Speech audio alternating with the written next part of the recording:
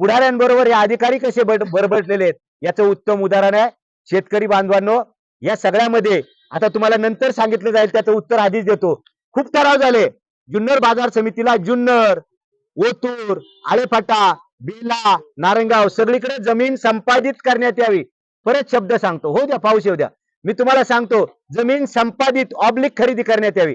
पहिला शब्द हा आहे की संपादित करण्यात यावी. संपादित याचा अर्थ या तालुक्यामध्ये गायरान जर शिल्लक असेल तर ते पहिल्यांदा घेण्यात यावं आणि त्याच्यानंतर त्याचं संपादन करावं आणि जर तशी शिल्लक नसेल तर खरेदी करण्यात यावी. संपादित याचा अर्थ त्यांनी आता अहवालामध्ये त्यांनी नमूद केलंय की तहसीलदारांनी सर्कलचे परवा हे घेतले, दाखले घेतलेत की नारंगाव मध्ये जागा शिल्लक नाही. पण लक्षात घ्या, आज जुन्नर बाजार समितीची अवस्था काय. रामभाऊ शेट्टी ते खानापूरला इच्छासाठी जागा घ्या आमचा आग्रह आहे. तशीच नारंगावला देखील येडगाव मध्ये जागा आहे, हिवरात जागा आहे, याचा उल्लेख त्यांनी स्वतः केलेला आहे. म्हणजे केवळ जुन्नर नारंगाव मध्येच जागा पाहिजे हा हट्ट का, तर त्याच्यामध्ये यांना मलई खायची, त्याच्यामध्ये यांना भ्रष्टाचार करायचा हा आमचा सरळ आरोप आहे. हा आमचा स्पष्ट आरोप आहे.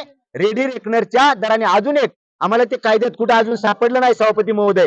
आम्हाला असं सांगितलं गेलं की बाजार समितीच्या बायलॉज मध्ये किंवा कायद्यामध्ये अशी तरतूद आहे, रेडी रेकनर जर 1 रुपया असेल तर 4 रुपयापर्यंत तुम्ही खरेदी करू शकता जमीन, असा कायदा आम्हाला सांगितला गेला.